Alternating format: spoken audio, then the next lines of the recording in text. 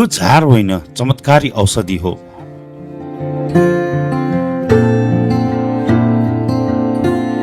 तपाईले बाटोमा देख्ने यो झार तपाईको जीवन बचाउने औषधि हुन सक्छ।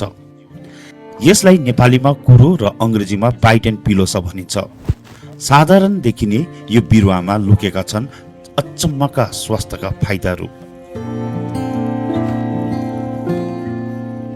चोटपटक लाग्यो, सुनियो, कुरोको पात पिदेर लगाउनुहोस्, तुरन्तै आराम मिल्छ।